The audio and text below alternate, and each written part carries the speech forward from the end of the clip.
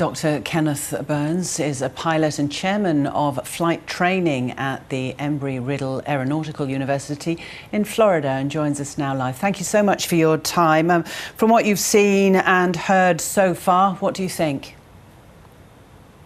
Well, it's early to speculate, of course, but this was obviously a terrible tragedy, and ultimately there's different systems and processes in place. The biggest one is that we as pilots are trained to see and avoid and constantly look outside the aircraft. And there's equipment on board that can help us detect aircraft as well. And for this particular airport, it's very complex. There's a lot of things moving.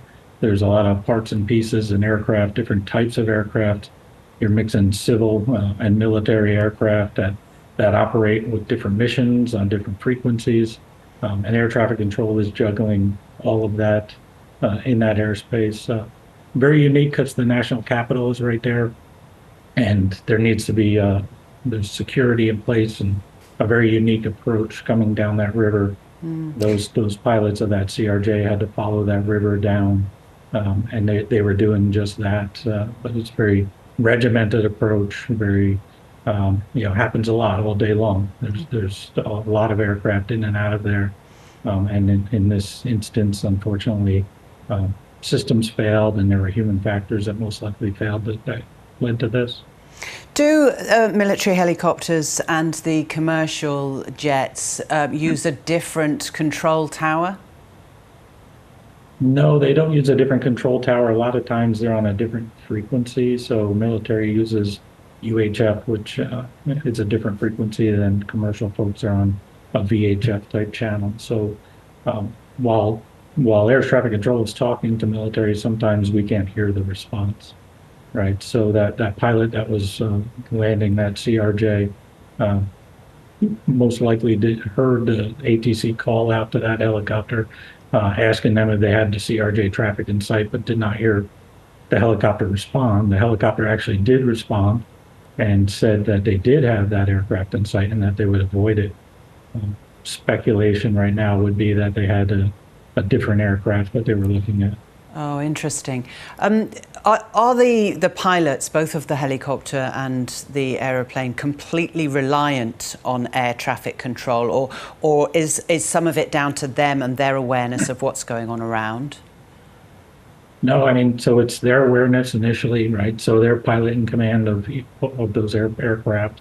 So that's their job, and we're trained as pilots to constantly see and avoid.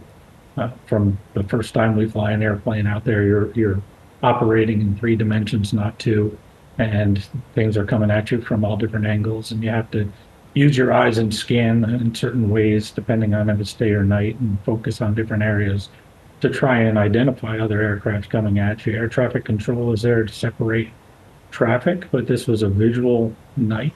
So the helicopter, I assume, was on a visual flight rules on a track that was predefined by air traffic control, and this shouldn't have happened. So we have to get to the bottom of it. It's hard to speculate who was in the wrong position, but it seems like the aircraft was on the normal approach that they would have made to that airport, and this was the unfortunate result.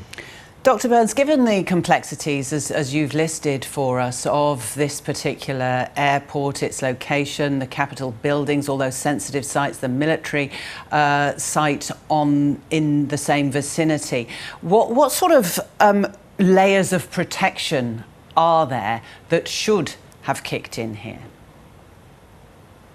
So for the security of the area, there's just certain flight routes. There's flight restrictions to go over the Capitol, obviously, and that's what creates these low altitude turns. The CRJ following the river, making that turn at a lower altitude to line up with the runway on final approach.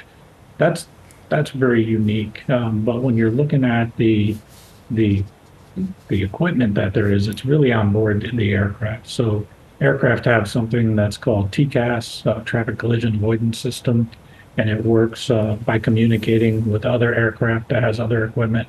And it should identify if you are on some sort of collision path with an aircraft and possibly even give you a solution as to what direction to turn. Those devices start to not work at low altitudes for good reason because aircraft get closer at lower altitudes. 500 feet, I believe, is the limit of the TCAS. So the NTSB is going to look into this and figure out, okay, when they get the black box and they get the recordings, they're going to be able to identify, did that crew have a TCAS warning? I am not certain what is on board that helicopter as far as equipment goes, but I do know that they should have been operating with a transponder that would have communicated with a system such as TCAS. NTSB will get to the bottom of that, and they'll interview air traffic control. They'll look at the radar. They'll listen to the tapes, and then they'll analyze the human factors that were present here. Ultimately, it's more than one failure. Most likely that occurred. It's multiple things that led to this unfortunate incident. As we look at these live pictures, Dr. Byrnes, that it's the recovery of bodies, but also these investigative teams are looking for the black boxes. How crucial are those in completing the picture? They're critical. Critical to get the in-cockpit communication and understand what the instruments were telling these crews, to identify, if this was a mechanical issue, or a avionics notification issue, or what human factors were at play in the cockpit. Was the workload high, which generally it is at that point in the flight. You're on final approach and just getting a visual of that runway and lining up to land. You're completing checklists and making sure that you're at the right airspeed, and especially with that last minute turn, the workload is higher than a normal cruise flight moment, right? So they're going to analyze all of that. Those black boxes are going to help tremendously with that, to give them the idea of what is going on and what happened in that area. Dr. Kenneth Byrnes, we appreciate your expertise. Thank you.